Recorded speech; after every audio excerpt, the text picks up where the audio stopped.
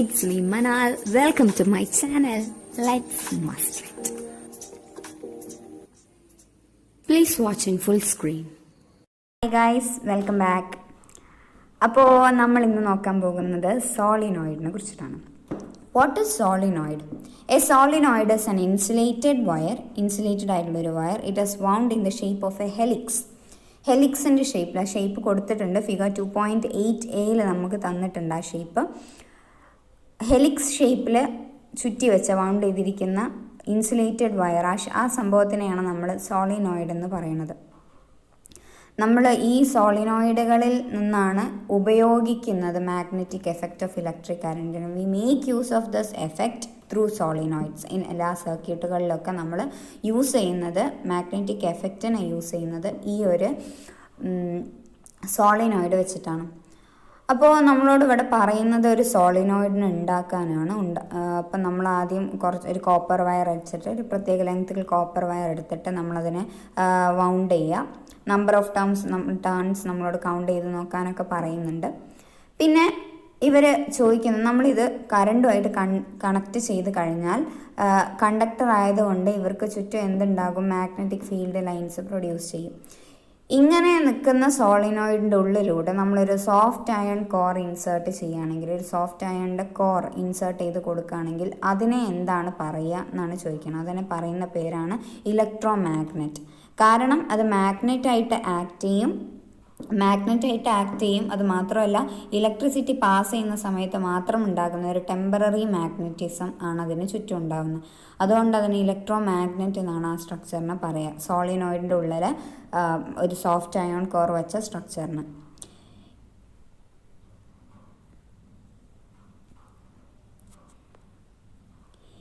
ഇനി ഈ soft iron കോറിൻ്റെ പ്രസൻസിനെ നമ്മുടെ മാഗ്നറ്റിക് ഫീൽഡിനെ എങ്ങനെ എഫക്റ്റ് ചെയ്യുന്നറിയാൻ അവർ പറയുന്നുണ്ട്. സോളിനോയിഡ് കറണ്ട് പാസ് ചെയ്തിട്ട് സോളിനോയിഡിൻ്റെ രണ്ട് സൈഡിലും കോമ്പസ് നീഡിൽ കോമ്പസ് മാഗ്നറ്റ് കൊണ്ടുപോയിട്ട് വെക്കുക.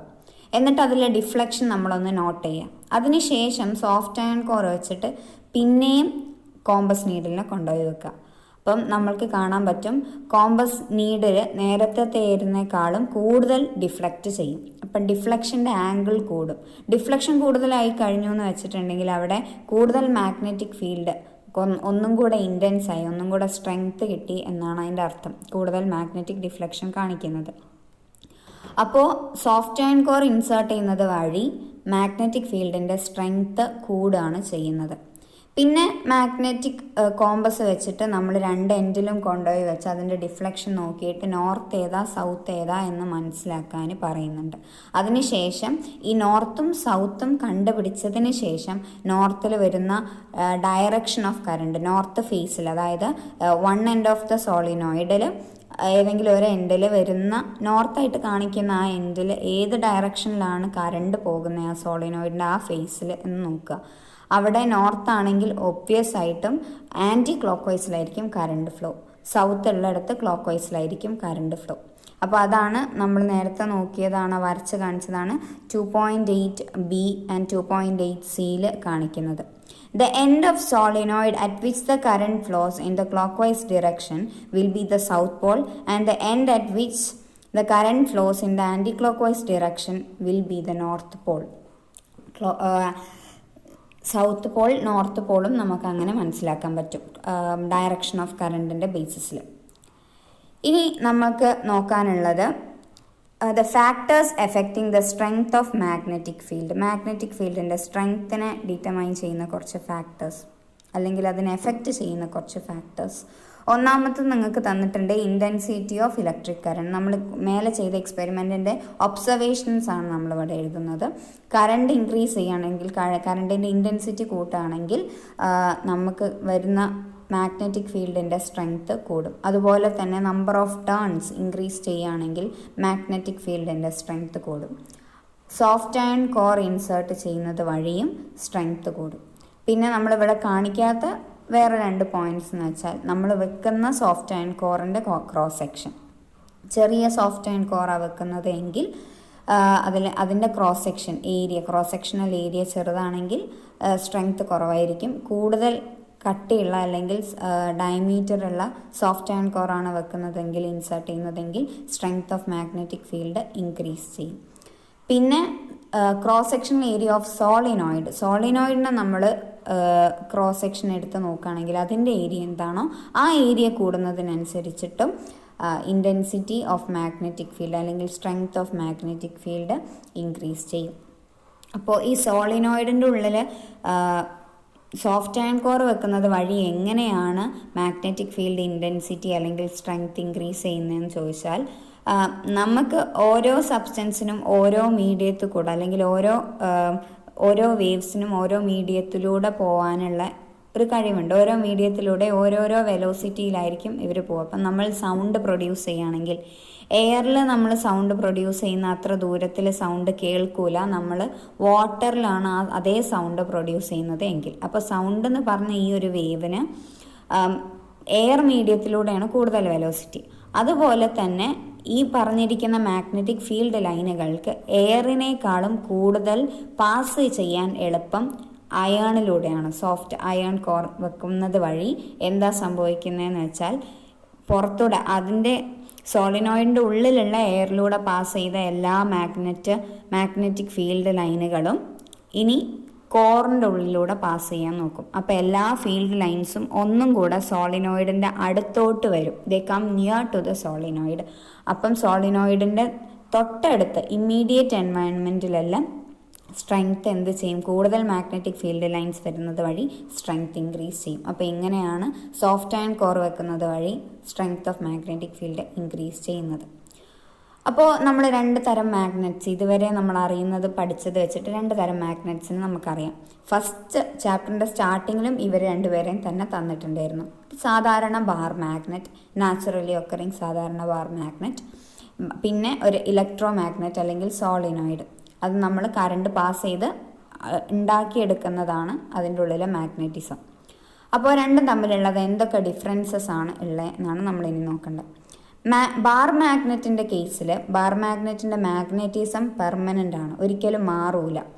നമ്മൾ സാധാരണ ഒരു മാഗ്നറ്റിൻ്റെ മാഗ്നറ്റിസം കളയാൻ വേണ്ടിയിട്ട് ചൂടാക്കിയാലോ അല്ല അതിനെ ഹാമർ ചെയ്താലോ എല്ലാം മാഗ്നറ്റിക് പ്രോപ്പർട്ടി കുറയും. പക്ഷെ അങ്ങനെയൊന്നും ചെയ്യാതിരുന്നിട്ടുണ്ടെങ്കിൽ ഈ മാഗ്നറ്റിൻ്റെ മാഗ്നറ്റിസം ഒരിക്കലും എന്ത് ചെയ്യില്ല, മാറൂല, പെർമനൻ്റ് ആയിരിക്കും. അതുകൊണ്ട് ഇതൊരു പെർമനൻ്റ് മാഗ്നറ്റ് ആണെന്ന് നമുക്ക് പറയാം. അത് മാത്രമല്ല ഇത് വീക്കായിട്ടുള്ള മാഗ്നറ്റാണ്, മാഗ്നറ്റിക് പവർ കുറവായിരിക്കും. ഇനി നമ്മൾ സ്ട്രെങ്ത് കൂട്ടണം, മാഗ്നറ്റിൻ്റെ സ്ട്രെങ്ത് കൂട്ടണമെങ്കിൽ വലിയ സൈസുള്ള മാഗ്നറ്റിനെ പ്രൊഡ്യൂസ് ചെയ്യേണ്ടി വരും. അതായത് സൈസ് കൂടുന്നതിനനുസരിച്ച് മാഗ്നറ്റിക് സ്ട്രെങ്ത് കൂടും. പക്ഷേ വലിയ സൈസുള്ള മാഗ്നറ്റ്സിനെ നമുക്ക് ഉപയോഗിക്കാൻ ബുദ്ധിമുട്ടായിരിക്കും സർക്യൂട്ട്സിലും എല്ലാം. അപ്പോൾ അത് ബാർ മാഗ്നറ്റിൻ്റെ ഒരു ഡിസഡ്വാൻറ്റേജ് ആണ്, വീക്കായിട്ടുള്ള ഒരു മാഗ്നറ്റാണ്. പിന്നെ ബാർ മാഗ്നറ്റിൻ്റെ പോളാരിറ്റി നമുക്ക് ചേഞ്ച് ചെയ്യാൻ കഴിയില്ല. നോർത്ത് എവിടെയാണോ അവിടെ തന്നെ ആയിരിക്കും നോർത്ത് എപ്പോഴും, സൗത്ത് എവിടെയാണോ അവിടെ തന്നെ ആയിരിക്കും സൗത്ത് എപ്പോഴും. നമുക്കതിൻ്റെ പോളാരിറ്റി ചേഞ്ച് ചെയ്യാൻ കഴിയൂല. പക്ഷേ സോളിനോയിഡിൻ്റെ കേസാണെങ്കിൽ സോളിനോയിഡിൻ്റെ മാഗ്നറ്റിസം ടെമ്പററി ആണ്. എപ്പോഴാണോ കറണ്ട് പാസ് ചെയ്യുന്ന സമയത്ത് മാത്രമേ അത് മാഗ്നറ്റായിട്ട് ബിഹേവ് ചെയ്യുള്ളൂ. അല്ലാത്ത സമയത്ത് അത് സാധാരണ ഒരു മെറ്റൽ പീസസ് ആണ്. 2 metal piece, soft iron core ആവട്ടെ അല്ലെങ്കിൽ അതിന് വൗണ്ട് ചെയ്തിരിക്കുന്ന സോളിനോയിഡ് കോയിൽസ് ആവട്ടെ, എല്ലാം സാധാരണ ഒരു മെറ്റൽ അല്ലെങ്കിൽ കണ്ടക്ടർ, അത്രേ ഉള്ളൂ. പക്ഷേ കറണ്ട് പാസ് ചെയ്യുന്ന സമയത്ത് ആ പോയിന്റിൽ അവിടെ മാഗ്നറ്റിക് പ്രോപ്പർട്ടി വരും. അതുകൊണ്ട് സോളിനോയിഡ് ഒരു ടെമ്പററി മാഗ്നറ്റ് ആണ്, മറ്റത് പെർമനന്റ് മാഗ്നറ്റ് ആയിരുന്നു. ഇവിടെ സോളിനോയിഡിൻ്റെ കേസിൽ നമുക്ക് ചെറിയ ഒരു സോളിനോയിഡ് കൊണ്ട് തന്നെ കൂടുതൽ പവറുള്ള മാഗ്നറ്റ് ഉണ്ടാക്കാൻ പറ്റും. കറണ്ട് കൂടുതലായിട്ട് കൂട്ടിയാൽ മതി.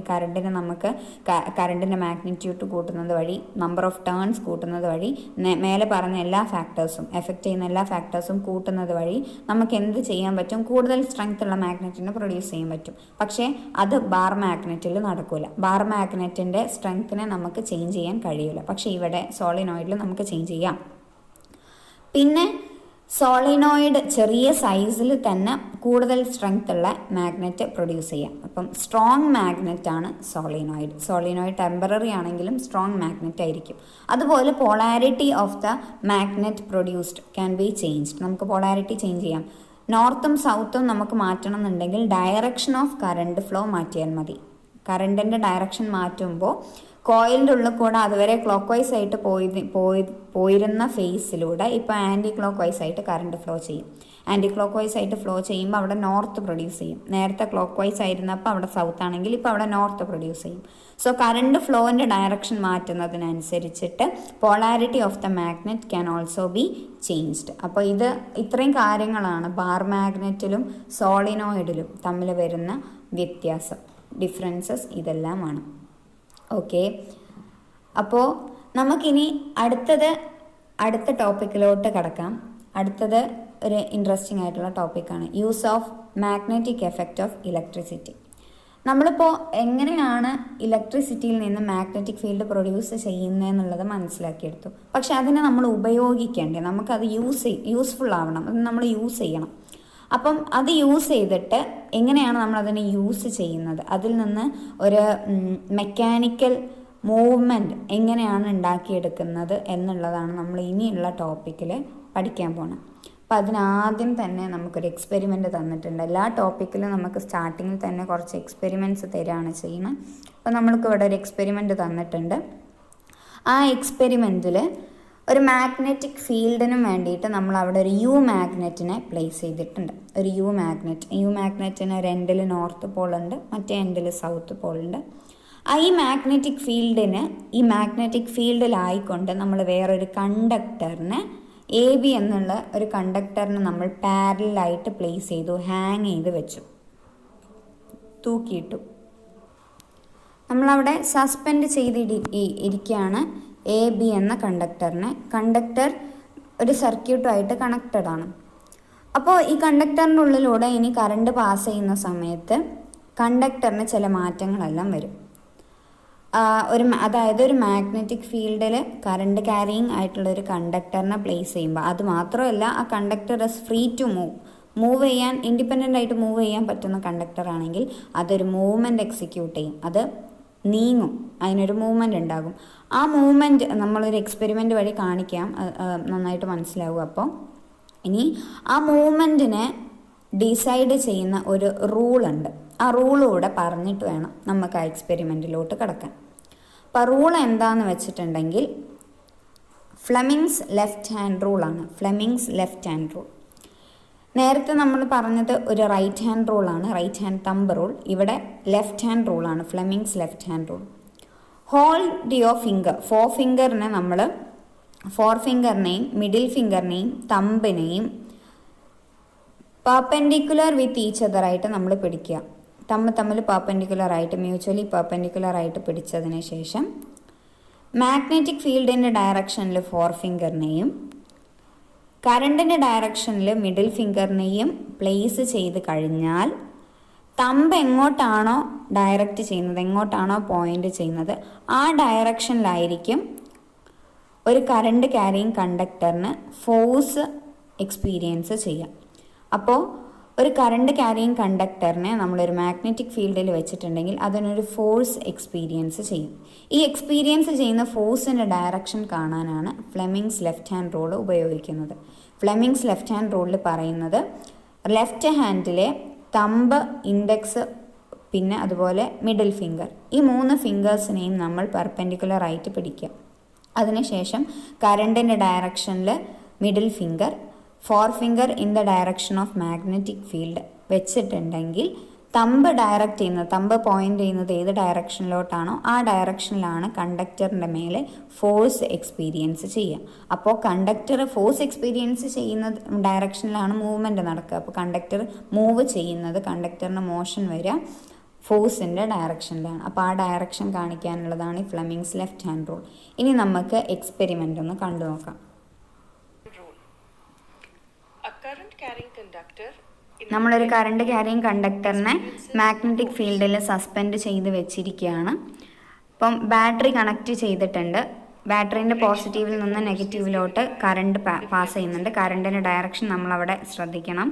ഇനി ഫ്ലെമിങ്സ് ലെഫ്റ്റ് ഹാൻഡ് റൂൾ വെച്ചിട്ട് കറണ്ടിൻ്റെ ഡയറക്ഷനിൽ മിഡിൽ ഫിംഗറിന്, മാഗ്നറ്റിക് ഫീൽഡിൻ്റെ ഡയറക്ഷനിൽ ഫോർ ഫിംഗറിന്, തമ്പിന് ഡയറക്ഷനിൽ അപ്പോൾ എന്ത് വരും? മൂവ്മെൻറ്റ് വരും.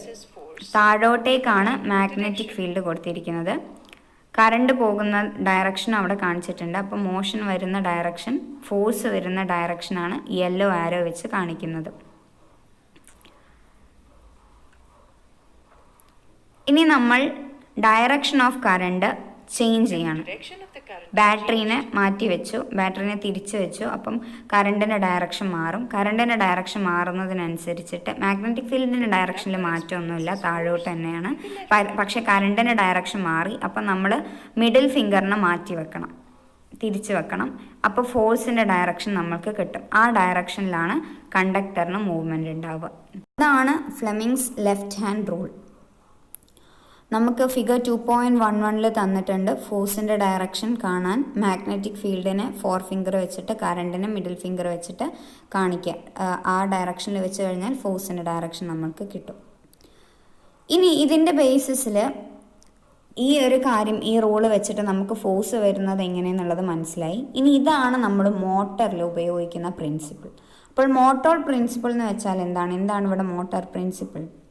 Motor principle is a conductor which can move freely and which is kept in a magnetic field experiences a force when current passes through it and it moves.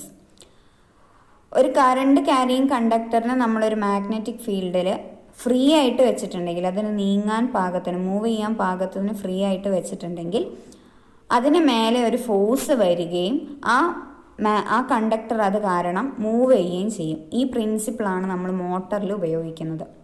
അപ്പം കറണ്ടിൻ്റെ magnetic എഫക്റ്റിനെ മോട്ടറിലോട്ട് കൊണ്ടുവരുന്നത് ഇങ്ങനെയാണ്. ഒരു ചലനം അല്ലെങ്കിൽ ഒരു മൂവ്മെൻറ്റ് കണ്ടക്ടറിന് ക്രിയേറ്റ് ചെയ്തുകൊണ്ട്, അങ്ങനെ ഒരു മൂവ്മെൻറ്റിന് പോസിബിലിറ്റി ഉണ്ടെന്ന് കണ്ടപ്പോൾ അത് വെച്ചിട്ട് നമ്മൾ മോട്ടർ ഉണ്ടാക്കാൻ പോവാണ്. മോട്ടർ, TV, റേഡിയോ, അങ്ങനെ ഒരുപാട് കാര്യങ്ങളിൽ ഈ ഒരു പ്രിൻസിപ്പിളിനെ ഉപയോഗിക്കുന്നുണ്ട്. അതായത് മാഗ്നറ്റിക് എഫക്റ്റ് ഓഫ് ഇലക്ട്രിക് കറണ്ടിനെ ഉപയോഗിക്കുന്നത്. നമ്മളത് മേലെ പറഞ്ഞതാണ്. ഇനി നമുക്ക് നോക്കേണ്ട ആളാണ് ഇലക്ട്രിക് മോട്ടോറിൽ പോർഷൻസ് എന്തൊക്കെ പാർട്സ് ആണുള്ളതെന്ന് നോക്കാം. അവിടെ പിക്ചറിൽ 2.12 കാണിക്കുന്നുണ്ട്. NS എന്ന് കാണിക്കുന്നത് മാഗ്നറ്റിക് പോൾസിനെ അവിടെ കാണിച്ചിട്ടുണ്ട്. അപ്പോൾ നോർത്ത് മാത്രമായിട്ട് ഇരിക്കുകയല്ല, നോർത്തും സൗത്തും ആക്ച്വലി ഒരു മാഗ്നറ്റിൻ്റെ ഭാഗമാണ്. നോർത്ത് ഇരിക്കുന്ന മാഗ്നറ്റിൻ്റെ കൂടെ ഒരു സൗത്ത് ഉണ്ടാകും, അല്ലെങ്കിൽ സൗത്തിൻ്റെ കൂടെ മറ്റേ സൗത്തിൻ്റെ കൂടെ ഒരു നോർത്തും ഉണ്ടാകും. അല്ലെങ്കിൽ ഈ നോർത്തും സൗത്തും ഒരൊറ്റ മാഗ്നറ്റിൻ്റെ 2 ഭാഗങ്ങളായിരിക്കും. പിന്നെ വരുന്നത് XY എന്ന് പറഞ്ഞൊരു ആക്സസ് കാണിച്ചിരിക്കുന്നുണ്ട്. അതാണ് access of rotation of motor. ഈ ആക്സസിന് എബൌട്ടായിട്ടാണ് മോട്ടോർ കറങ്ങുന്നത്, റൊട്ടേറ്റ് ചെയ്യുന്നത്. പിന്നെ ABCD എന്ന് പറഞ്ഞൊരു ആർമേച്ചർ കോയിലുണ്ട്. B1 B2 എന്ന് പറഞ്ഞ 2 ഗ്രാഫൈറ്റ് ബ്രഷുകളുണ്ട്. ഗ്രാഫൈറ്റ് നമ്മുടെ കാർബൺ ആണ്. ഗ്രാഫൈറ്റ് നമ്മുടെ പെൻസിലിൻ്റെ ഉള്ളിലൊക്കെ കാണുന്നതാണ് ഗ്രാഫൈറ്റ്. കളർ തരുന്ന ആ ഒരു സബ്സ്റ്റൻസ്, അതാണ് ഗ്രാഫൈറ്റ്. അതിനെ കൊണ്ടുണ്ടാക്കിയ ബ്രഷസ് ഉണ്ട്. പിന്നെ R1 R2 2 സ്പ്ലിറ്റ് റിങ്സ് ഉണ്ട്. സ്പ്ലിറ്റ് റിങ്സ് എന്ന് പറയാൻ കാരണം, ഒരു ബാങ്കിളിനെടുത്ത് നമ്മളൊരു വള എടുത്ത് 2 പൊട്ടാക്കിയതുപോലെ ഒരു സർക്കുലർ ആയിട്ടുള്ള ഒരു റിങ്ങിനെ നമ്മൾ സ്പ്ലിറ്റ് ചെയ്ത് 2 എണ്ണാക്കിയതാണ് ഈ റിങ്. നോക്കിയിട്ടുണ്ടെങ്കിൽ നമുക്ക് കാണാൻ പറ്റും. അപ്പോൾ ഇത് സ്പ്ലിറ്റ് റിങ് ആണ്, മുറിച്ച് വെച്ച റിങ് ആണ് ഇവർ. ഇനി ഓരോരുത്തരെയും കുറിച്ച് നോക്കണം. ആർമേച്ചർ കോയിൽ എന്താണ്? Armature is the metallic coil wound round a soft iron core so that it is free to rotate. അപ്പം ആർമേച്ചർ എന്ന് വെച്ചാൽ ഒരുപാട് കോയിലാണ് ആക്ച്വലി. നമ്മൾ കാണുമ്പോൾ ഇങ്ങനെ ഒരു വയർ പോലെ, ഒരു കണ്ടക്ടർ പോലെ തോന്നുമെങ്കിലും അത് കണ്ടക്ടറിനെ ചുറ്റി കോയിലാക്കി വെച്ചത്, ആ കോയിലിനെ നമ്മളിങ്ങനെ റെക്ടാങ്കുലർ ഷേപ്പിലാക്കി വെക്കുന്നതാണ് ആർമേച്ചർ. ഞാനത് കാണിച്ചു തരാം. നമ്മൾ XY ആക്സസിൽ അതിനെ ഫിക്സ് ചെയ്തു. അതിനുശേഷം കറണ്ട് പാസ് ചെയ്യും ആർമേച്ചർ കോയിലിന് ഉള്ളിലൂടെ. പിന്നെ സ്പ്ലിറ്റ് റിംഗ് കമ്മ്യൂട്ടേറ്റർ എന്ന് വെച്ചിട്ടുണ്ടെങ്കിൽ, ആ ടേം കമ്മ്യൂട്ടേറ്റർ എന്ന് വെച്ചിട്ടുണ്ടെങ്കിൽ ഒരു സർക്യൂട്ടിലെ കറണ്ട് ഫ്ലോൻ്റെ ഡയറക്ഷൻ മാറ്റാൻ കഴിവുള്ള ആളെയാണ് നമ്മൾ കമ്മ്യൂട്ടേറ്റർ എന്ന് പറയാം. കറണ്ട് ഫ്ലോ ഡയറക്ഷൻ ചേഞ്ച് ചെയ്യാൻ കഴിവുള്ള സർക്യൂട്ടിലെ ആളെയാണ് നമ്മൾ കമ്മ്യൂട്ടേറ്റർ എന്ന് പറയാം.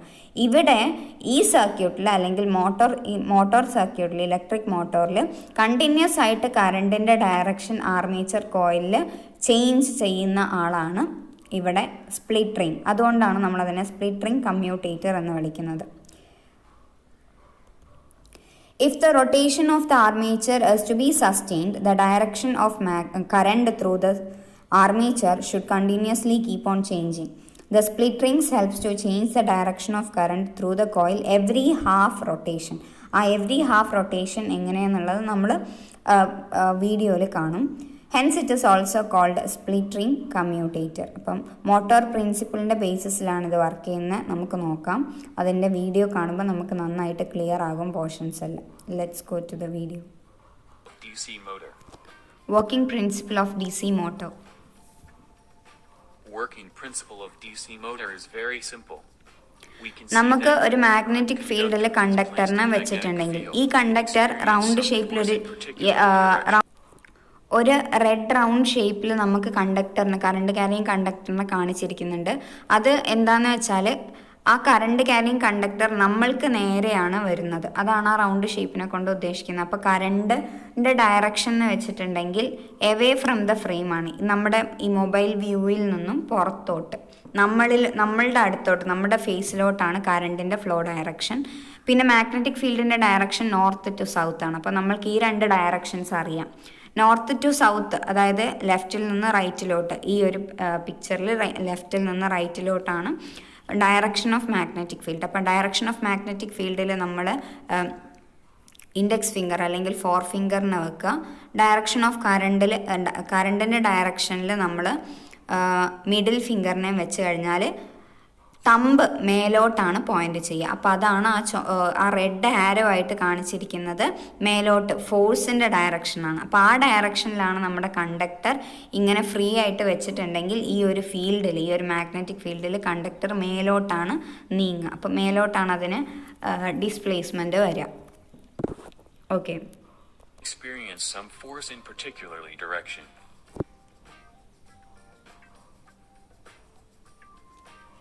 The very basic construction of a DC motor contains a DC മോട്ടറിന്റെ പാർട്സ് ആണ് കാണിക്കുന്നത്. ആർമേച്ചർ കോയിൽ ഉണ്ട്.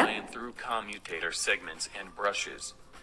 The armature is placed between north പോളും സൗത്ത് പോളും ഉണ്ട് മാഗ്നറ്റിന്റെ. സ്പ്ലിറ്റ് റിംഗ് കമ്മ്യൂട്ടേറ്റർ കാണിക്കുന്നുണ്ട്. ബ്രഷസ് കാണിക്കുന്നുണ്ട്. Is placed between two opposite poles. If we നമ്മൾ ഈ ഒരു സർക്യൂട്ടിൽ കറണ്ട് ഫ്ലോ ചെയ്യിക്കുകയാണെങ്കിൽ ബാറ്ററീൻ്റെ പോസിറ്റീവ് എൻഡും നെഗറ്റീവ് എൻഡും കാണിച്ചിട്ടുണ്ട്. ബാറ്ററീൻ്റെ പോസിറ്റീവിൽ നിന്ന് ബാറ്ററീൻ്റെ നെഗറ്റീവിലോട്ടാണ് സർക്യൂട്ടിലൂടെ കറണ്ട് ഫ്ലോ ചെയ്യുക. അപ്പോൾ കറണ്ട് ആർമേച്ചർ കോയിലിലൂടെയുള്ള കറണ്ടിൻ്റെ ഫ്ലോ പോസിറ്റീവിൽ നിന്ന് നെഗറ്റീവിലോട്ടാണ്. ഇതാണ് കറണ്ടിൻ്റെ ഡയറക്ഷൻ. അപ്പോൾ വരിക രണ്ട് ആർമേച്ചർ കോയിലിലെ ലെഫ്റ്റ് സൈഡിൽ, ഈ സർക്യൂട്ടിൻ്റെ ലെഫ്റ്റ് സൈഡിലുള്ള വയേഴ്സിൽ എങ്ങനെയാണ് വരുന്നതെന്നുള്ളത് വൈറ്റ് കളറായിട്ടുള്ള ആരോ വെച്ച് മാർക്ക് ചെയ്തിട്ടുണ്ട്. റൈറ്റ് സൈഡിലുള്ള വയറിൽ, റൈറ്റ് സൈഡിലുള്ള കണ്ടക്ടേഴ്സിൽ താഴോട്ടേക്ക് വൈറ്റ് ആരോ വെച്ചിട്ട് കാണിച്ചിട്ടുണ്ട്. അങ്ങോട്ടേക്കാണ് കറണ്ട് ഫ്ലോ ഉണ്ടാവും. നമുക്ക് നോക്കി കഴിഞ്ഞിട്ട് തന്നെ മനസ്സിലാവും. ഈ സർക്യൂട്ടിൽ ബാറ്ററിൻ്റെ പോസിറ്റീവിൽ നിന്ന് നെഗറ്റീവിലോട്ട് നമ്മൾ കറണ്ട് ഫ്ലോ ചെയ്യുന്നതായിട്ട് നമ്മുടെ ഫിംഗേഴ്സ് വെച്ച് നോക്കിയിട്ടുണ്ടെങ്കിൽ അതിന് നമുക്ക് മനസ്സിലാകും കറണ്ട് ഫ്ലോൻ്റെ ഡയറക്ഷൻ എങ്ങനെയാണ് കണ്ടക്ടേഴ്സിൻ്റെ ഉള്ളിലൂടെ ഉള്ളതെന്നുള്ളത്. നമ്മൾ ഈ കണ്ടക്ടറിനെ വെച്ചിരിക്കുന്നത് മാഗ്നറ്റിക് ഫീൽഡിലാണ്. നോർത്തിൽ നിന്ന് സൗത്തിലോട്ട് മാഗ്നറ്റിക് ഫീൽഡ് പോയിക്കൊണ്ടിരിക്കും. അപ്പോൾ അതിനനുസരിച്ചിട്ട് നമ്മുടെ ആർമേച്ചർ കോയിൽ കറങ്ങും. ഈ ആർമേച്ചർ കോയിൽ കറങ്ങുമ്പോൾ അതിൻ്റെ മേലുണ്ടാകുന്ന ഫോഴ്സിനെ നമ്മൾ മനസ്സിലാക്കുന്നത് ഫ്ലെമിങ്സ് ലെഫ്റ്റ് ഹാൻഡ് റൂള് വെച്ചിട്ടാണ്. ഫ്ലെമിങ്സ് ലെഫ്റ്റ് ഹാൻഡ് റൂളിൽ magnetic field, direction of current, അതിൻ്റെ എല്ലാം ഡയറക്ഷൻസ് നമ്മൾ നല്ലോണം വെച്ച് നോക്കിയിട്ടുണ്ടെങ്കിൽ മെക്കാനിക്കൽ ഫോഴ്സിൻ്റെ ഡയറക്ഷൻ തമ്പ് ഫിംഗർ കാണിക്കും. അപ്പം നമ്മൾ ഈ ഒരു കാര്യത്തിന് ആദ്യത്തെ കണ്ടക്ടറിൻ്റെ മേലെയാണ് നമ്മൾ നോക്കുന്നത്. ആദ്യത്തെ കണ്ടക്ടറിൽ യെല്ലോ കളേർഡ് ആയിട്ടുള്ള ആരോ ആണ് ഡയറക്ഷൻ ഓഫ് കറണ്ട് കാണിക്കുന്നത്. Direction of magnetic field white colour. അത് വെച്ച് നമ്മൾ നോക്കിയിട്ടുണ്ടെങ്കിൽ മേലോട്ടാണ് തമ്പ് ഫിംഗറിന്റെ ഡയറക്ഷൻ വരിക, അതായത് ഫോഴ്സ് മേലോട്ടാണ് ഉണ്ടാവുക.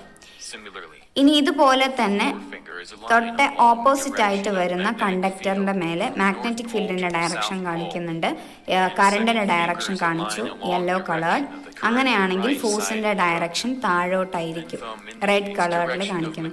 അപ്പോൾ സമ്മപ്പ് ചെയ്തിട്ടുണ്ടെങ്കിൽ ഫോഴ്സിന്റെ ഡയറക്ഷൻ എങ്ങനെയാണ് വരുന്നത് എന്നുള്ളത് മനസ്സിലാക്കാം. ആദ്യത്തെ കണ്ടക്ടറിൻ്റെ മേലെ നമ്മൾ ടെക്സ്റ്റിൽ കൊടുക്കുന്ന എ ബി എന്ന് പറഞ്ഞ പോർഷൻ ഓഫ് കണ്ടക്ടറിൻ്റെ മേലോട്ടേക്കാണ് ഫോഴ്സ്. സി ഡി എന്ന് പറഞ്ഞ കണ്ടക്ടർ പോർഷൻ്റെ മേലെ താഴോട്ടേക്കാണ് ഫോഴ്സ് വരുന്നത്. അപ്പം മേലെയും താഴെയും ഇങ്ങനെ ഒരു ഫോഴ്സ് കൊടുത്തിട്ടുണ്ടെങ്കിൽ ആ ആർമേച്ചർ എന്ത് ചെയ്യാൻ തുടങ്ങും? കറങ്ങാൻ തുടങ്ങും, റൊട്ടേറ്റ് ചെയ്യാൻ തുടങ്ങും. പക്ഷേ വേറെ എ ബി ബി സി എന്ന് പറഞ്ഞിരിക്കുന്ന കണ്ടക്ടർ പോർഷൻ്റെ മേലെ യാതൊരു ഫോഴ്സും ഉണ്ടാവില്ല. കാരണം ബി സി എന്ന് പറഞ്ഞ കണ്ടക്ടർ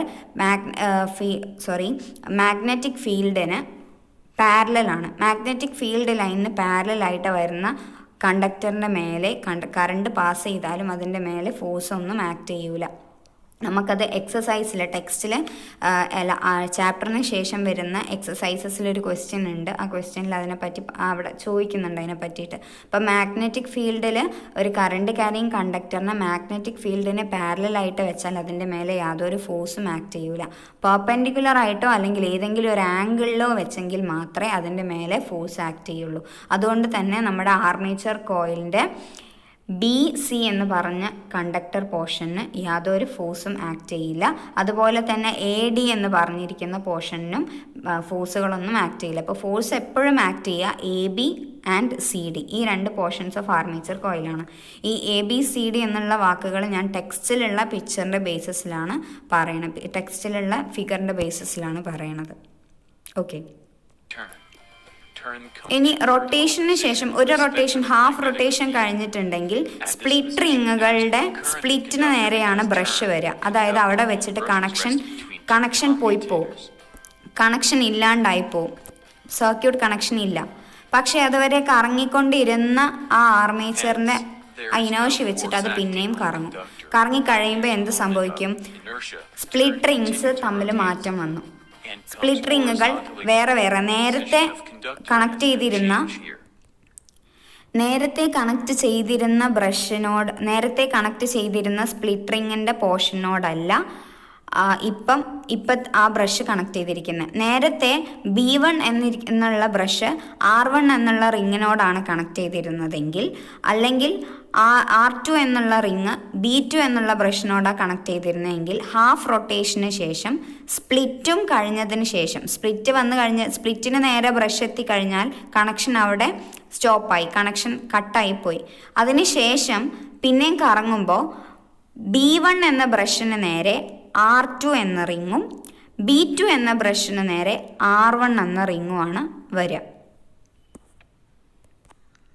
ഇത് നേരത്തെ വ്യൂ ആണ്. നേരത്തെ കാര്യത്തിൽ B1 എന്ന ബ്രഷിന് നേരെ R1 എന്ന റിങ്ങും B2 എന്ന ബ്രഷിന് നേരെ R2 എന്ന റിങ്ങുമാണ് കണക്റ്റഡ് ആയിട്ടുണ്ടായിരുന്നത്. ആ സമയം സർക്യൂട്ടിലൂടെ എ ബി എന്ന കണ്ടക്ടറിലുള്ള കറണ്ടിൻ്റെ ഡയറക്ഷൻ ഇതും സി ഡി എന്ന കണ്ടക്ടറിലെ ഡയറക്ഷൻ ഇതുമാണ്. ഇങ്ങനെയാണ് പോയിക്കൊണ്ടിരുന്നത്. ആ സമയത്താണ് എ ബി എന്ന കണ്ടക്ടറിന് മേലോട്ടൊരു ഫോഴ്സും സി ഡി എന്ന കണ്ടക്ടറിന് താഴോട്ടേക്ക് ഫോഴ്സും വന്നതും ഇതിന് ഇങ്ങനെ ഒരു റൊട്ടേഷൻ സംഭവിച്ചതും. ഫസ്റ്റ് ഹാഫ് റൊട്ടേഷൻ കഴിയുമ്പോഴേക്കും സ്പ്ലിറ്റ് റിങ്ങിന് നേരെയായിരിക്കും കണക്ഷൻ വരിക, ബ്രഷസ് വരിക. അപ്പോൾ അവിടെ വെച്ചിട്ട് കണക്ഷൻ സ്റ്റോപ്പ് ആകും. അതുകൊണ്ട് തന്നെ കണക്ഷൻ ഹാഫ് വേയിൽ ഇവിടെ വെച്ചിട്ട് സ്റ്റോപ്പായി പോകും. കാരണം ഇവിടെ സ്പ്ലിറ്റ് പോർഷനാണ് ബ്രഷസിന് നേരെ വരുന്നത്.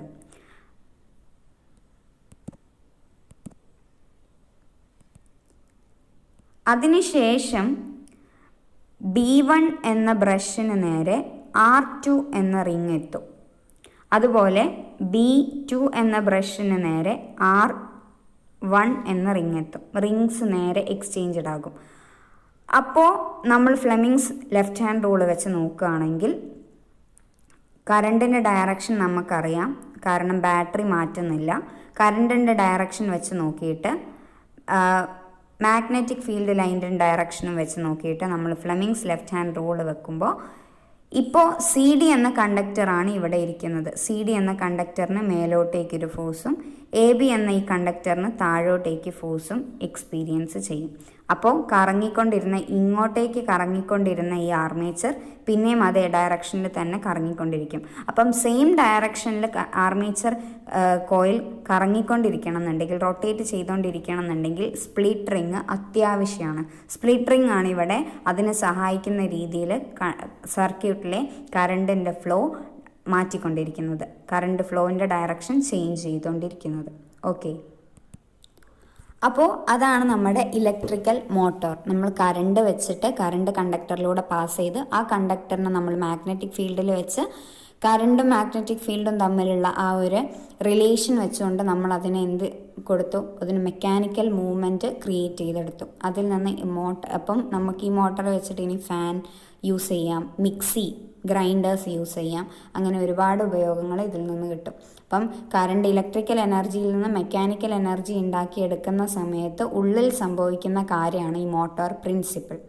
ഓക്കെ, ഇനി ഇതേ മോട്ടോർ പ്രിൻസിപ്പിളിനെ വെച്ച് തന്നെ വർക്ക് ചെയ്യുന്ന വേറൊരാളാണ് moving coil loudspeaker. Moving coil loudspeaker, ഈ പേര് വന്നിരിക്കുന്നത് ഇതിനുള്ളിലുള്ള കോയിലിൻ്റെ മൂവ്മെൻറ്റ് കാരണമാണ്. ഇവിടെ കോയിലിൻ്റെ മൂവ്മെൻറ്റ് കാരണം നമുക്ക് സൗണ്ടാണ് കിട്ടുന്നത്. അതുകൊണ്ടാണ് നമ്മളിതിനെ മൂവിങ് കോയിൽ ലൗഡ് സ്പീക്കർ എന്ന് പറയുന്നത്. നമുക്കതിൻ്റെ ഫിഗറിലോട്ടൊന്ന് പോവാം. ഫിഗറിൽ ആരെല്ലാം കാണിച്ചിരിക്കുന്നത്? ഒന്ന് ഫീൽഡ് മാഗ്നറ്റ് കാണിച്ചിട്ടുണ്ട്. പിന്നെ സോഫ്റ്റ് അയൺ ഷീൽഡ് ഉണ്ട്. സോഫ്റ്റ് അയൺ ഷീൽഡിൻ്റെ മുന്നിലായിട്ട് ഡയഫ്രം കാണാം. ഡയഫ്രത്തിനോട് കണക്ട് ചെയ്തുകൊണ്ട് വോയിസ് കോയിലിനെ നമുക്ക് കാണാം. വോയിസ് കോയിലിൻ്റെ മേലെ കണക്റ്റിംഗ് വയർ കൊടുത്തിട്ടുണ്ട്. അതായത് വോയിസ് കോയിൽ ഒരു സർക്യൂട്ടിൽ കണക്റ്റഡ് ആണ്. പിന്നെ നമുക്കൊരു സോഫ്റ്റ് അയൺ കോർണർ വോയിസ് കോയിലിൻ്റെ നടുവിലായിട്ട് വെച്ചിരിക്കുന്നത് കാണാം, മിഡിൽ പോർഷനിലായിട്ട് വെച്ചിരിക്കുന്നത് കാണാം. അപ്പോൾ ഓൾ അറൗണ്ട് ഈ സെറ്റപ്പിൽ, ഈ എക്സ്പെരിമെൻ്റൽ സെറ്റപ്പിൽ ഈ ഒരു ലൗഡ് സ്പീക്കറിൻ്റെ സെറ്റപ്പിൽ മൊത്തം നമ്മൾ നോക്കിയിട്ടുണ്ടെങ്കിൽ എന്താ ഉള്ളതെന്ന് വെച്ചാൽ ഒരു മാഗ്നറ്റും ആ മാഗ്നറ്റിൻ്റെ മാഗ്നറ്റിക് ഫീൽഡിൽ ഒരു കറണ്ട് ക്യാരിയിങ് വോയിസ് കോയിലും ആ വോയിസ് കോയിലിനുള്ളിലായിട്ട് ഒരു സോഫ്റ്റ് അയൺ കോറും വെച്ചിരിക്കുകയാണ്. അപ്പോൾ ഈ കണക്റ്റിംഗ് വയറിലോട്ട് എന്താ സംഭവിക്കണത്? നമ്മൾ മൈക്രോഫോൺ അല്ലെങ്കിൽ മൈക്ക് വെച്ചുണ്ടാക്കുന്ന സൗണ്ട്, നമ്മൾ ചെറിയ സൗണ്ട് പ്രൊഡ്യൂസ് ചെയ്യുന്നതിനെ വലിയ സൗണ്ടായിട്ട് പുറത്തോട്ട് എത്തിക്കുക എന്നുള്ളതാണ് ലൗഡ് സ്പീക്കറിൻ്റെ ജോലി. അപ്പം നമ്മൾ മൈക്കിൽ നമ്മളുടെ നോർമൽ വോയിസിൽ സൗണ്ട് ഉണ്ടാക്കും. ആ സൗണ്ട് വൈബ്രേഷൻസ് ഇലക്ട്രിക്കൽ വൈബ്രേഷൻസ് ആയിട്ട് മാറും. ആ ഇലക്ട്രിക്കൽ വൈബ്രേഷൻസ് ഈ പറഞ്ഞിരിക്കുന്ന മൈക്കിൻ്റെ കണക്റ്റിംഗ് വയറുകൾ വഴി ആംപ്ലിഫയറിലോട്ട് എത്തും. ആംപ്ലിഫയർ എന്ന് വെച്ചിട്ടുണ്ടെങ്കിൽ നമ്മൾ പറയുന്ന സൗണ്ടിന് തീരെ എനർജി ഇല്ല. ആ സൗണ്ടിനെ വലിയ സൗണ്ടാക്കിയെങ്കിൽ മാത്രമേ പുറത്തോട്ട് നല്ല ഏരിയയിലോട്ട് കേൾക്കാൻ പാകത്തിനാവുള്ളൂ. അപ്പം നമ്മൾ ആംപ്ലിഫയർ വെച്ചിട്ട് അതിൻ്റെ ആംപ്ലിറ്റ്യൂഡ് കൂട്ടും, നല്ല എനർജിയുള്ള സൗണ്ട് വേവ്സ് ആക്കി മാറ്റും. ആ എനർജിയുള്ള സൗണ്ട് വേവ്സിനെ ഇലക്ട്രിക്കൽ എനർജി ആയിട്ട് നമ്മൾ എങ്ങോട്ടേക്കാണ് കൊടുക്കുന്നത്? വോയിസ് കോയിലിലോട്ടാണ് കൊടുക്കുന്നത്. വോയിസ് കോയിലിൽ കറണ്ട് എത്തുമ്പം കറണ്ട് ക്യാരിയിങ് ആയിട്ടുള്ള ഒരു കണ്ടക്ടർ മാഗ്നറ്റിക് ഫീൽഡിൽ വെച്ച പോലെയായി, മാഗ്നറ്റിൻ്റെ മാഗ്നറ്റിക് ഫീൽഡിൽ എത്തിയതുപോലെയായി. അപ്പം ഈ വോയിസ് കോയിലിന് മൂവ്മെൻറ്റ് വരും. അത് നമ്മൾ ഫ്ലെമിങ്ങിൻ്റെ റൂള് വെച്ച് നോക്കിയിട്ടുണ്ടെങ്കിൽ അതിന് movement north south to and fro ഡിറക്ഷനിലാണ് ഉണ്ടാവുക. അപ്പോൾ മുന്നോട്ടും ബാക്കോട്ടും വോയിസ് കോയിൽ മൂവ് ചെയ്തുകൊണ്ടിരിക്കും. വോയിസ് കോയിൽ മൂവ് ചെയ്യുന്നതിനനുസരിച്ച് വോയിസ് കോയിൽ ഡയഫ്രം ആയിട്ട് കണക്റ്റഡ് ആണ്. അപ്പോൾ ഡയഫ്രത്തിന് എന്ത് സംഭവിക്കും? ഡയഫ്രത്തിന് മൂവ്മെൻറ്റ് സംഭവിക്കും. ഡയഫ്രം മൂവ് ചെയ്യുമ്പം അഥവാ ഡയഫ്രം വൈബ്രേറ്റ് ചെയ്യുമ്പം സൗണ്ട് പ്രൊഡ്യൂസ് ചെയ്യും. വലിയ ഇലക്ട്രിക് പൾസസ് വന്ന് ഉണ്ടാവുന്നതായതുകൊണ്ട് വലിയ സൗണ്ടായിരിക്കും പുറത്തോട്ട് വരിക. അപ്പോൾ അങ്ങനെയാണ് നമ്മൾ സംസാരിക്കുന്ന ചെറിയ സൗണ്ട് പുറത്തോട്ട് ലൗഡ് സ്പീക്കറിലൂടെ വലിയ സൗണ്ടായിട്ട് മാറുന്നത്. ഇങ്ങനെയാണ്. അപ്പം ഡയഫ്രം വൈബ്രേറ്റ് ചെയ്യുമ്പോഴാണ് എന്തുണ്ടാകുന്നത്? സൗണ്ട് ഉണ്ടാക്കുന്നത്. അപ്പം സൗണ്ട് ഉണ്ടാകുന്നത് എപ്പോഴും വൈബ്രേഷൻസ് വഴിയാണ്. അപ്പോൾ വൈബ്രേഷനിൽ നിന്നാണ് സൗണ്ട് ഉണ്ടാകുന്നത്. നമ്മൾ 9th സൗണ്ട് എന്ന് പറഞ്ഞ ചാപ്റ്ററിൽ പഠിക്കുന്നുണ്ട്. അപ്പോൾ ഇവിടെ വൈബ്രേഷൻ ഉണ്ടാക്കാൻ സഹായിക്കുന്നത്, ഡയഫ്രത്തിന് വൈബ്രേഷൻ ഉണ്ടാക്കുന്നത് വോയിസ് കോയിലാണ്. വോയിസ് കോയിൽ കറണ്ട് കണക്റ്റഡ് ആയതുകൊണ്ട് അത് മാഗ്നറ്റിക് ഫീൽഡിലായതുകൊണ്ടും അത് മൂവ് ചെയ്യാൻ ഫ്രീ ആയതുകൊണ്ടും ആണ് വോയിസ് കോയിലിന് ടു ആൻഡ് ഫ്രോ മോഷൻ വരുന്നത്. ഓക്കെ, അതിവിടെ നമുക്ക് എക്സ്പ്ലെയിൻ ചെയ്ത് കൊടുത്തിട്ടുണ്ട്. The electrical pulses from a microphone are strengthened using an amplifier and send through the voice coil of a loudspeaker. The voice coil, which is placed in the magnetic field, moves to and fro rapidly in accordance with the electrical pulses, and those movements make the diaphragm vibrate, thereby reproducing sound. നമ്മൾ ഉണ്ടാക്കിയ അതേ sound തന്നെയാണ് അവിടെയും വരുന്നത്, പക്ഷേ energy കൂടുതലായിരിക്കുന്നു മാത്രം. നമുക്കിവിടെ കുറച്ച് ക്വസ്റ്റ്യൻസ് തന്നിട്ടുണ്ട്. വോയിസ് കോയിൽ എവിടെയാണ് സിറ്റുവേറ്റ് ചെയ്തിരിക്കുന്നത്? വോയിസ് കോയിൽ ഫീൽഡ് മാഗ്നറ്റിൻ്റെ മാഗ്നറ്റിക് ഫീൽഡിലാണ് സിറ്റുവേറ്റ് ചെയ്തിരിക്കുന്നത്. ഏത് പാർട്ടിലാണ്? To which part is the diaphragm connected? It is connected to the voice coil. From where does the electric current reach the voice coil? It reaches from the microphone. മൈക്രോഫോണിൽ നിന്നാണ് എത്തുന്നത്. What happens when the current is pass through the voice coil? Voice കോയിലൂടെ current pass ചെയ്യുമ്പം voice coil is free to move and it is present in a magnetic field. അതുകൊണ്ട് magnetic ഫീൽഡിൽ വെച്ചിട്ട് ഇതിന് vibrations വരും. ആ വൈബ്രേഷൻ ഡയഫ്രത്തിലോട്ട് പോകും. ഡയഫ്രം സൗണ്ട് പ്രൊഡ്യൂസ് ചെയ്യും. And this is all about your chapter. അപ്പോൾ ഈ ചാപ്റ്റർ വളരെ എളുപ്പമാണ്. ചെറിയ ചെറിയ പോയിൻറ്റ്സ് മാത്രമുള്ളൊരു ചാപ്റ്ററാണ്. മെയിനായിട്ട് കുറച്ച് റൂൾസ് പഠിക്കാനുണ്ട്, മാഗ്നറ്റിക് ഫീൽഡിൻ്റെ കുറച്ച് പ്രോപ്പർട്ടീസ് പഠിക്കാനുണ്ട്. അത്ര മാത്രമേ നമുക്ക് ഈ ചാപ്റ്ററിലുള്ളൂ. അപ്പോൾ എല്ലാവരും നന്നായിട്ട് പഠിക്കുക, സ്റ്റഡി വെൽ. നമുക്ക് നെക്സ്റ്റ് ചാപ്റ്ററായിട്ട് അടുത്ത വീഡിയോയിൽ കാണാം. Till then keep a smile and by.